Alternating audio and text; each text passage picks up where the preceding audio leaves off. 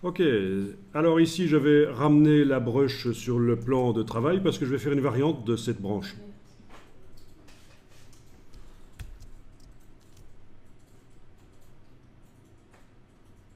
Comment on peut dessiner des arbres, des arbustes? Vous savez pourquoi ça a foiré ma broche là pourquoi est-ce qu'elle ne démarrait pas là où elle devrait? C'est parce que je ne l'ai pas vectorisé avant de... J'ai pas vectorisé les petites branches ici avant de transformer le tout en une broche plus complexe. Et donc il y a des rectangles qui sont apparus et qui ont fait foirer le fait que le bout ici soit bon. Je vais aller en arrière.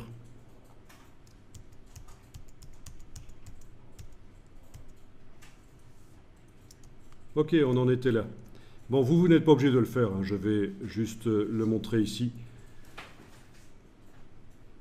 Donc là, on est d'accord, j'ai des tracés qui ressemblent à ça et qui servent de support à des brushes artistiques. Je vais sélectionner le tout et demander Objet, décomposer l'aspect. Voilà.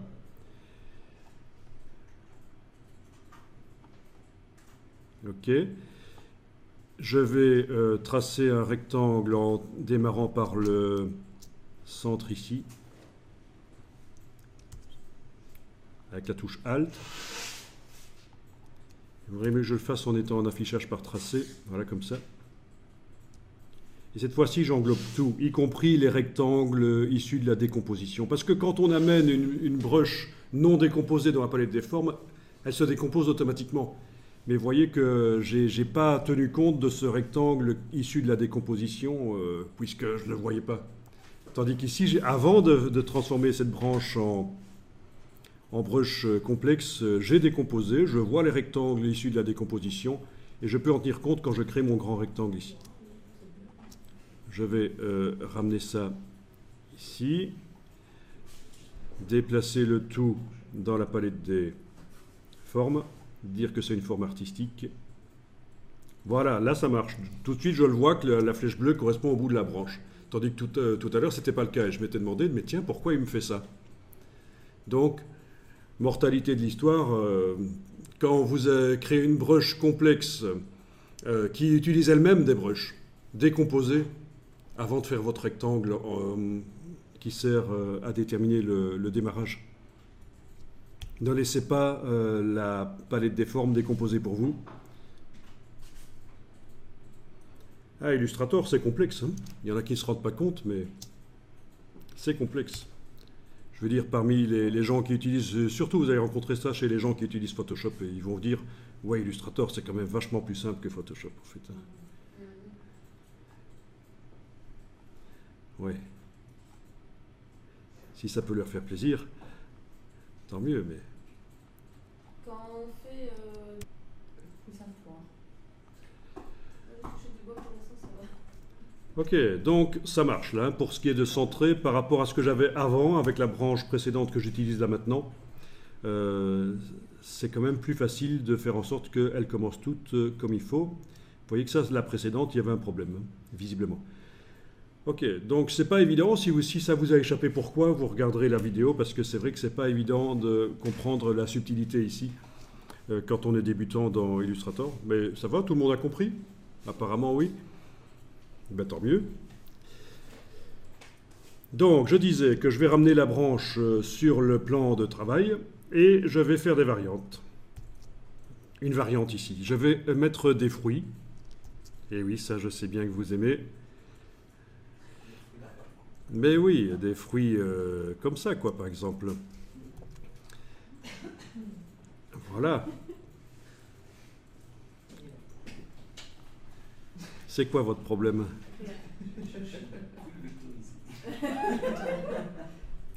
Vous m'en avez parlé tellement que je vous l'ai fait, les... Comment ça, vraiment? Ah, mais c'était celle de Trump en orange, alors. Non, non, non, c'est... Ça doit être épique, hein. Oui, mais... Faites des fruits en couleur. Faites deux fruits. Allez, sérieusement, faites deux fruits en couleur. Ben oui. Voilà, comme ça par exemple. C'est le fruit des schtroumpfs. Et vous allez grouper le tout peut-être en faisant clic, majuscule, clic, majuscule, clic, majuscule, clic. Vous faites objet associé, comme ça c'est plus facile pour les déplacer. Si vous voulez le reste, la broche là, vous pouvez la verrouiller. Le temps d'aller placer les fruits correctement dessus. Ben oui. Hein. Donc la broche elle est où? Elle est là. Hein. Voilà, c'est celle-là. Hein. Oui. Hein. Et vous allez la verrouiller. Et donc les fruits ici, je les ai groupés. Et je vais les placer sur la branche. Bon, c'est un petit clin d'œil par rapport à vos conversations, bien sûr. Voilà. Je vais mettre ça là. Ah, c'est pas mal quand même. Vous avez eu raison de parler de ça.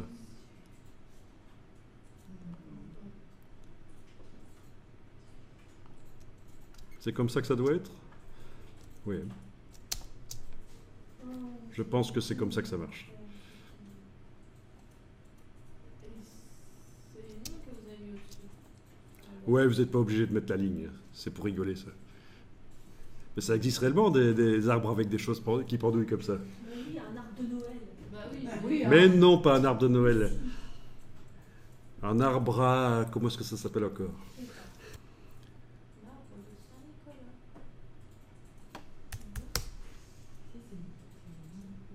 Oui, mais c'est ça. C'est du hou. Alors, Le hou, c'est avec les rouges, non? c'est du hou. Le hou. Le hou, c'est avec les boules rouges et le gui, c'est avec le blanc. Le blanc, ouais. Alors, vous allez sélectionner le tout. N'oubliez pas que votre branche est verrouillée parce que, bon, si vous englobez avec la flèche noire, vous n'avez pas la branche qui se sélectionne. Donc, ça va vous faire un truc bizarre de ce genre-là qui n'est pas très utile. Donc, dans la palette des calques, déverrouillez la branche si vous l'avez verrouillée comme moi.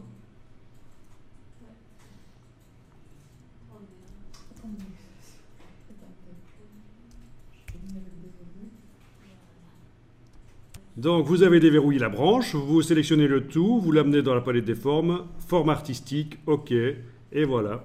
Vous avez votre forme artistique qui sera une variante de l'autre forme en fait. Hein. Tiens, j'ai même pas dû refaire un rectangle parce qu'il est revenu avec. Hein. Évidemment, ce rectangle transparent qui englobe tout et qui permet que le bout de la branche commence au bon endroit.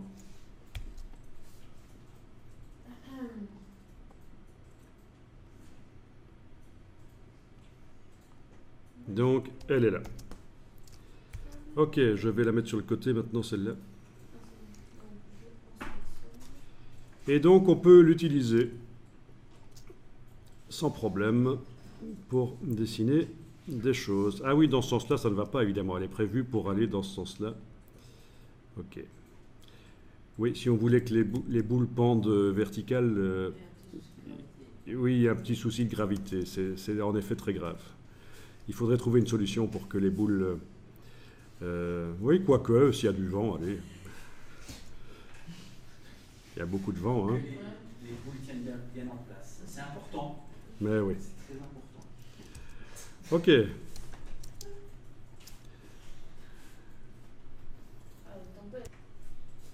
Quoi? Elles sont assez...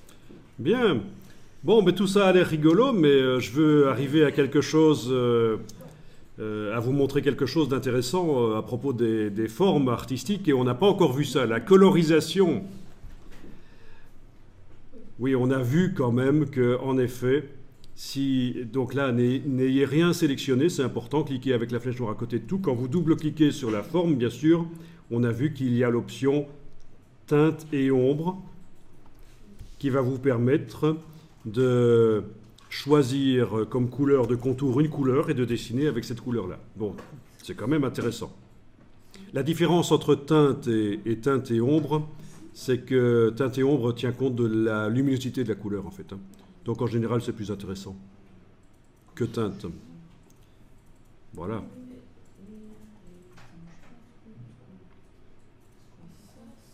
Intéressant, hein? Voilà. En dessinant en jaune, par exemple, ben ça applique au jaune la luminosité originale des feuilles vertes, qui étaient quand même assez foncées, et donc j'ai du jaune foncé. On choisit le temps. Bon, donc ça c'est quelque chose qu'on avait déjà fait. Coloriser la broche artistique, oublier complètement les couleurs originales. Donc à nouveau, vous n'avez rien qui est sélectionné, vous avez cliqué avec la flèche noire à côté de tout. C'est très puissant comme outil, hein. Il faut imaginer, et si en plus vous appliquez ça sur des dessins vectorisés, vous n'avez même pas besoin de dessiner à la plume dans Illustrator ou au pinceau, vous pouvez utiliser des vecteurs générés automatiquement par Illustrator et ça peut très vite faire des choses assez intéressantes au niveau graphique. Donc je passe à autre chose ici, toujours avec ce dessin-là. Vous n'avez rien qui est sélectionné. Vous avez cliqué sur le plan de travail et vous double-cliquez à nouveau sur la forme. Et alors on a une option qu'on n'a pas encore utilisée, c'est l'option saturation. Vous choisissez ça. Alors ici, qu'est-ce que vous voyez? Vous voyez la couleur verte, vous la voyez aussi? Oui. Bon. Eh bien, on va garder ça comme ça. Vous cliquez sur OK. Ça veut dire que lorsque vous dessinez maintenant au pinceau, la couleur de contour s'applique sur la couleur qui est désignée dans la forme, c'est-à-dire la couleur verte. Vous voyez que j'ai les feuilles jaunes là. Le reste est resté à peu près comme ça devrait, hein. Si je choisis maintenant autre chose que du jaune dans le nuancier, je choisis du bleu et je dessine avec ce contour bleu, eh bien c'est les feuilles qui deviennent bleues. Donc vous faites des variantes et les autres couleurs s'adaptent en fait. Vous êtes en train de désigner quelle est la couleur que vous utilisez pour voilà, les feuilles dans ce cas-ci.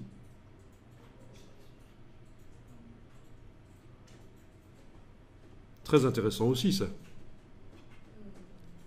Donc ça vous permet d'utiliser des couleurs différentes de celles qui se trouvent réellement sur la forme. Et vous gardez quand même le nombre de couleurs qui est dans la forme reste en fait, hein, contrairement à l'option teinte et ombre qui met la même couleur partout. Donc au niveau richesse des couleurs, ça reste très très intéressant. Oui, en effet, la branche reste noire et ce qui est blanc et noir dans la broche reste blanc et noir.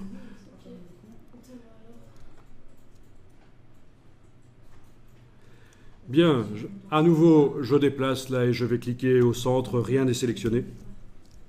Pourquoi est-ce que je dis ça? Ben, c'est parce que si il y a des risques, hein, si vous allez double-cliquer sur une broche, elle va s'appliquer sur l'objet qui est sélectionné, et ça j'ai peut-être pas envie.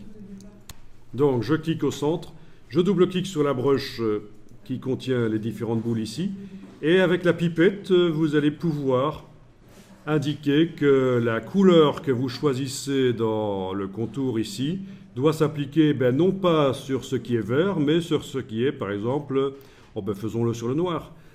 Voilà. Je choisis le noir. Là, ça forcément, il devrait changer. C'est la couleur de la branche qui va changer. Voilà. Donc, on le voit déjà, parce que j'ai choisi appliquer au contour sur les formes précédentes, on le voit déjà, mais enfin je vais jouer le jeu ici, je vais changer la couleur du contour, je prends par exemple du rouge, je dessine une branche et la branche est rouge, je prends du jaune, je dessine et la branche est jaune, etc. Donc très intéressant de voir que ça fonctionne comme ça. C'est du graphisme, c'est pour faire des choses pas réalistes bien sûr, des choses éloignées de la réalité au niveau des couleurs, on est d'accord.